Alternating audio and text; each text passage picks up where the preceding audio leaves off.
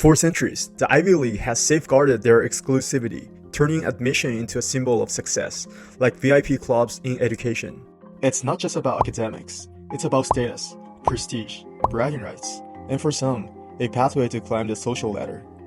According to the data, even though less than 1% of all US college students go to the top 12 Ivy Plus universities, namely 8 Ivy League schools, plus Stanford, MIT, UChicago, and Duke.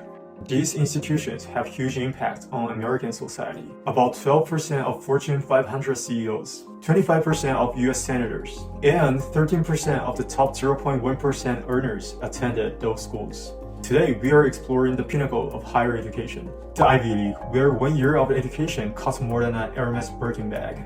The key question is this: is the Ivy League only for the rich? We are not just going to chat about it. We are diving deep into the data to get the real story.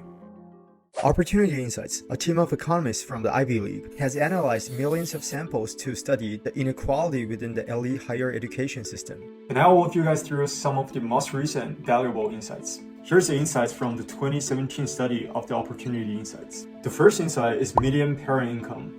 These figures are from 2015, and the average is already pretty high, exceeding $180,000.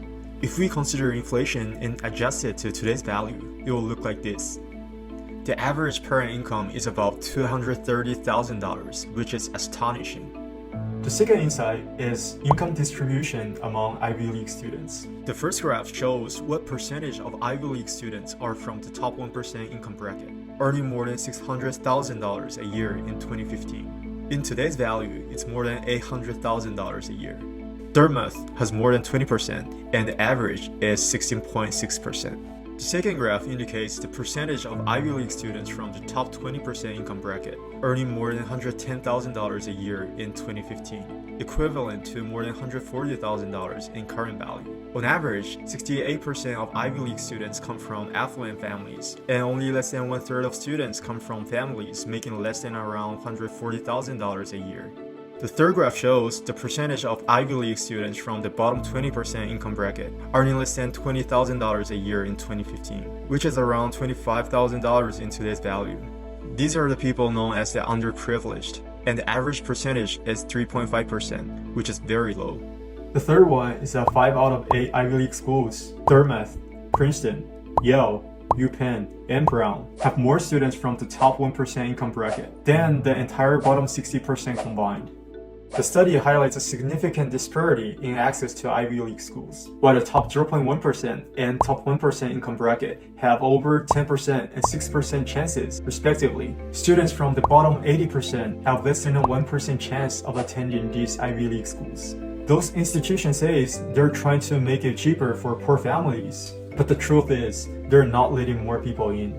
As Danny Yegan, an economics professor at UC Berkeley, points out, free tuition only helps if you can get in. Here's another most recent research published by Opportunity Insights in 2023.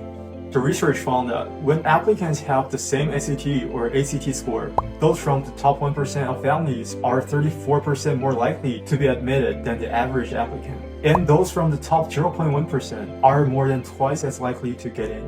You might think, well, is that a big deal? It is, because the study quantifies for the first time that being extremely rich is, in itself, a significant advantage in getting into prestigious schools.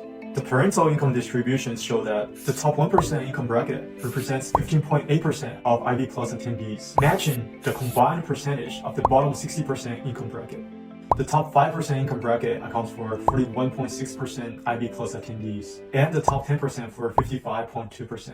Susan Dynarski, an economist at Harvard Graduate School of Education, comments that, "What I conclude from this study is, the Ivy League doesn't have low-income students because it doesn't want low-income students." So, the key question to ask is why the rich students are more likely to be accepted by Ivy League schools. The first factor is legacy preferences. Prestigious colleges like the Ivy League prioritize its legacies to enhance alumni connection, community, and donations. According to Duke economist Peter Archidiacono, over multiple years, he identified a 14% legacy admission rate at Harvard, which is significantly higher than the 5% rate for non-legacies. A study published on Economics of Education Review found that legacy admission increases the likelihood by more than 3 times in the 30 highly selective universities. And for the most selective universities like the Ivy League, legacy status increased the chance of admission by more than 5 times.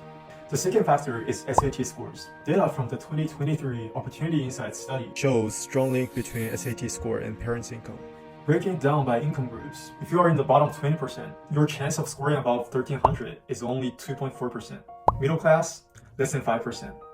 But here's the deal. The top 20% income bracket has a 17% chance. The top 1% jumps to 31%. And what about the elite top 0.1%? They are rocking a 38% chance. The third factor is non-academic ratings.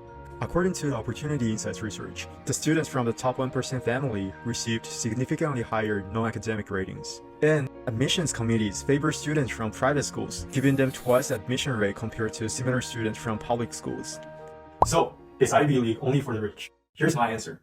Even though it's not entirely impossible for students from low-income and middle-class backgrounds to gain admission to Ivy League schools, I'll argue that the chances are very slim, and the possibilities are significantly lower compared to their rich counterparts. It's true that the elite higher education system heavily favors wealthier students, and it makes it more challenging for the unprivileged to access the Ivy League.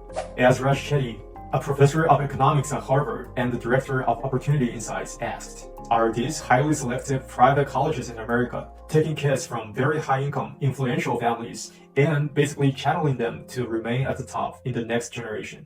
Let me know your thoughts in the comment. Thank you so much for watching. If you enjoyed it, please give a thumbs up and subscribe for more.